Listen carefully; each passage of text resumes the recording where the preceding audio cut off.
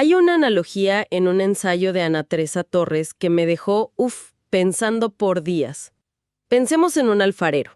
Al final de su jornada, después de horas de trabajo, tiene en sus manos una pieza de cerámica, algo sólido, tangible. Ahora pensemos en un psicoanalista.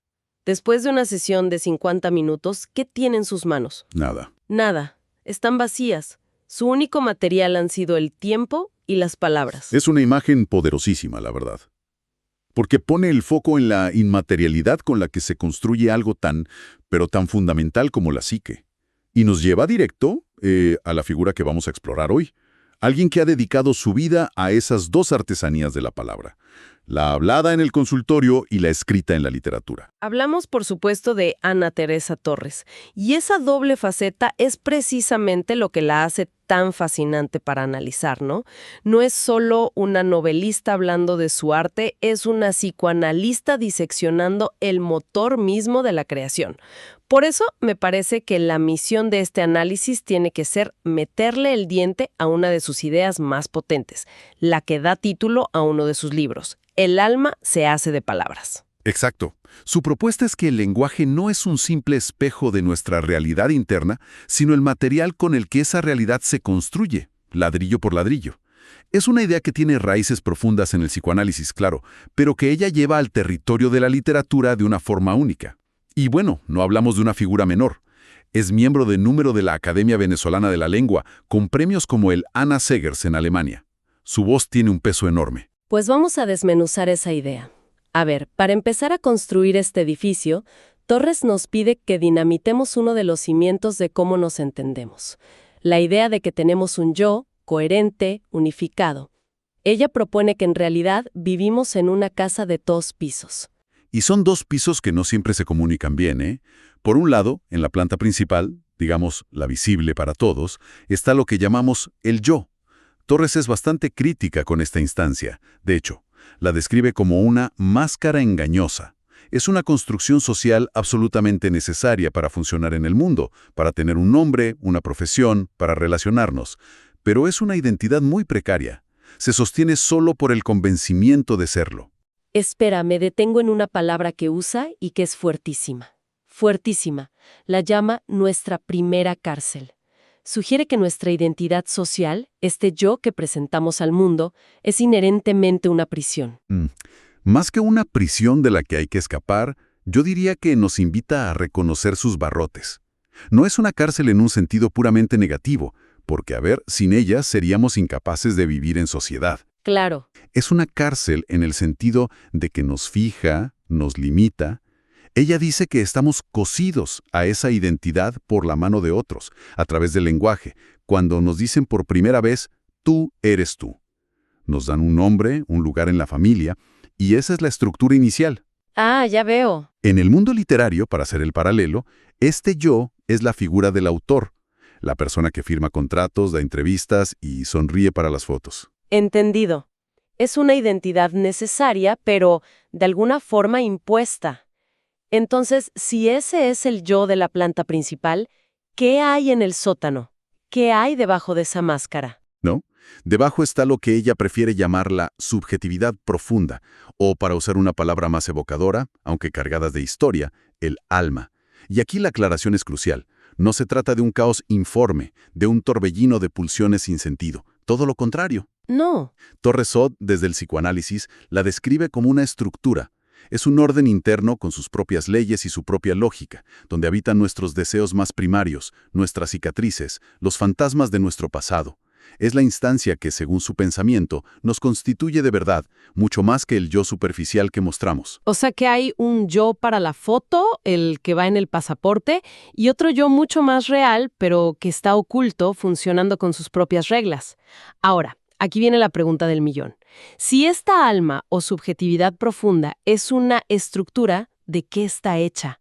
¿Cuáles son sus ladrillos? La respuesta de Torres es radical y es el núcleo de todo. Está hecha de palabras.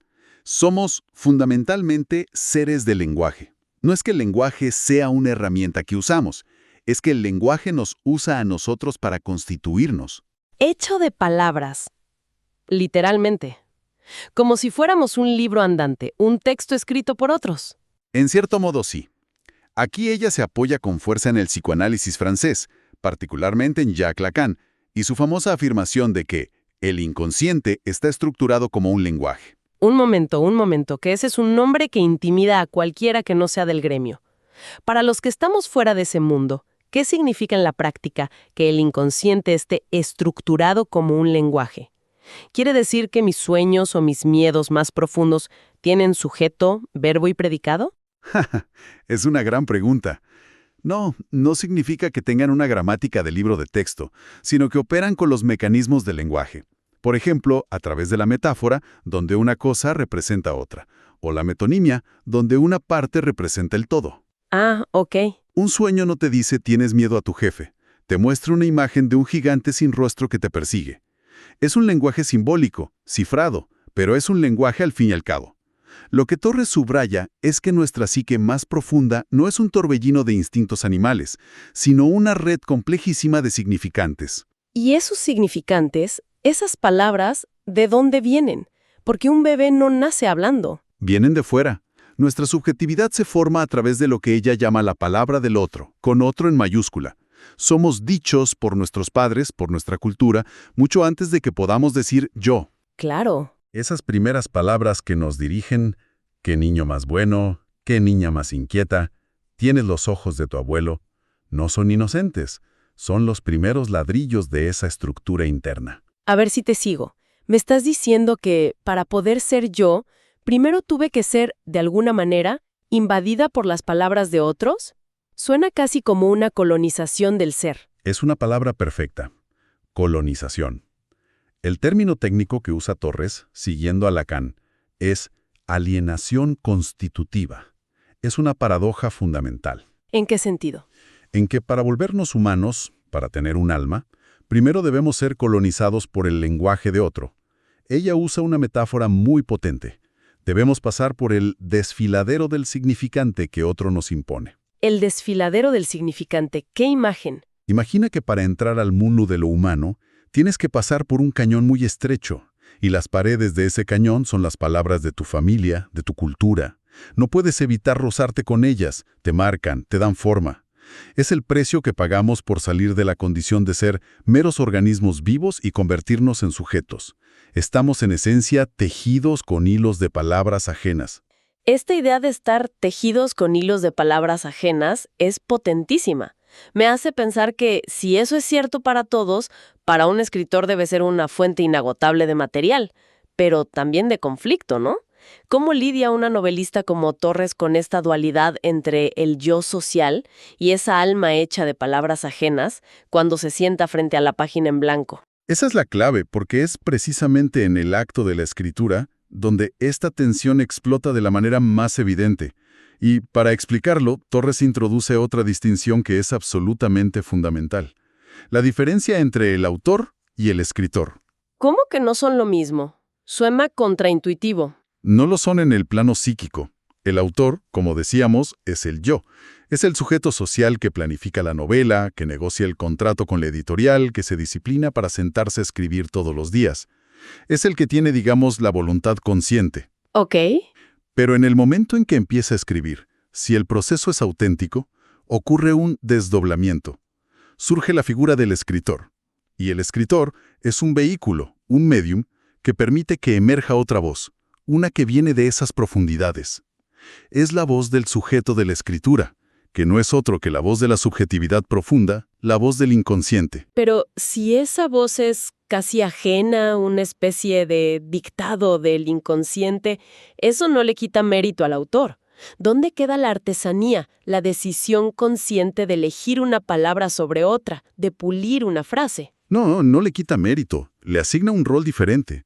El autor es el que crea las condiciones para que esa voz pueda surgir. Es el que pule la técnica, el que estudia la estructura, el que dispone el escenario. Pero una vez que la función comienza, el lenguaje adquiere una autonomía propia. Las palabras se conectan de formas inesperadas, los símbolos resuenan y el texto empieza a decir cosas que el autor, el yo consciente, no había planeado. ¡Wow! El autor se convierte en el primer lector y a menudo en el primer sorprendido de su propia obra. Esto provoca en él una vivencia que Torres describe como extrañeza. ¿Extrañeza? Sí, se encuentra con lo que ha escrito y se pregunta, con genuino desconcierto, ¿de dónde salió esto? ¿Por qué escribí esto? Es la sensación de haber sido un canal para algo que lo trasciende. Y sobre esto, ella cuenta una anécdota que es simplemente alucinante, que lo demuestra a la perfección. Le ocurrió con su primera novela, El exilio del tiempo. Es una anécdota fantástica, sí. Años después de publicarla, una crítica literaria muy aguda le señaló la recurrencia casi obsesiva de la metáfora del naufragio en todo el libro.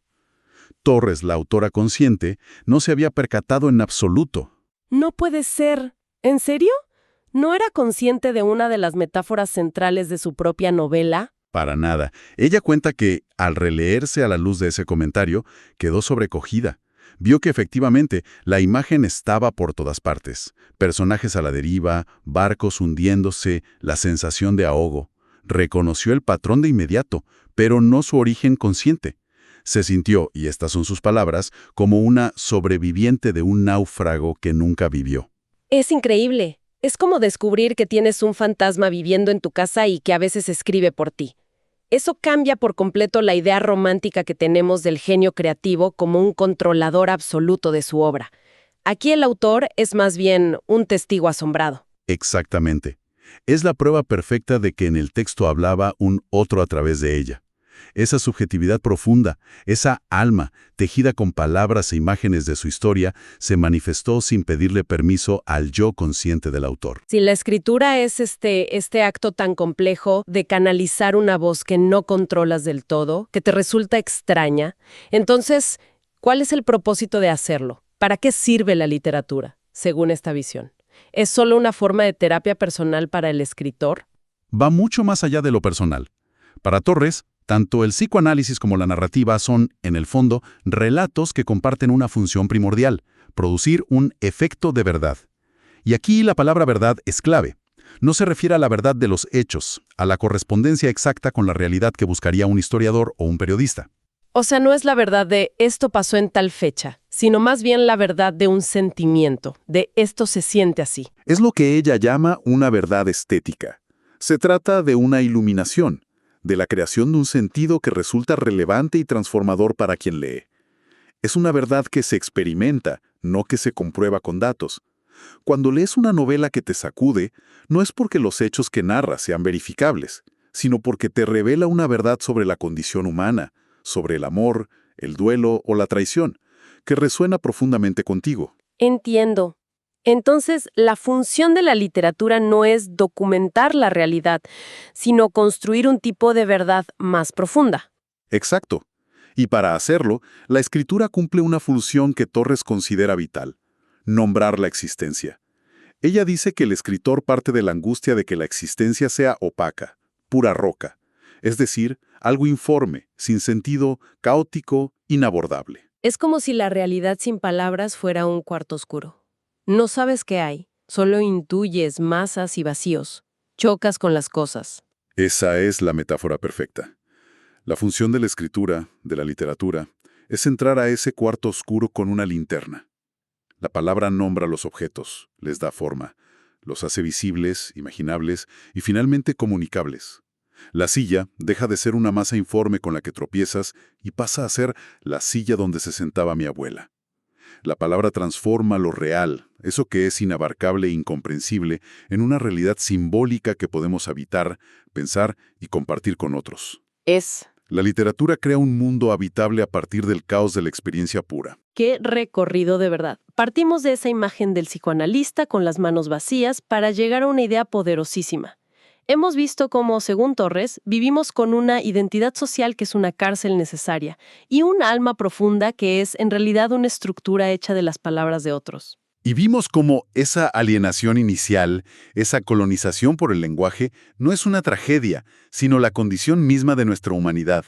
Es el material en bruto con el que trabajamos toda la vida. Y finalmente, todo esto explota en el acto de escribir, donde el autor consciente se convierte en un testigo sorprendido de su propia obra, escuchando la voz de ese otro que habla desde su interior y que revela verdades que ni él mismo sabía que conocía. La idea central de Ana Teresa Torres nos deja con una nueva perspectiva sobre quiénes somos y sobre el propósito del arte. El alma se hace de palabras. Nuestro mundo interior no es una esencia mística e inefable, sino una complejísima arquitectura lingüística. Es una historia que primero nos contaron, nos impusieron y que con el arte, la terapia o la simple reflexión quizá aprendemos a reescribir. La palabra que nos encarceló es también la única llave que tenemos. Ana Teresa Torres dice que el autor, al leer su propia obra, encuentra a un extraño adentro suyo.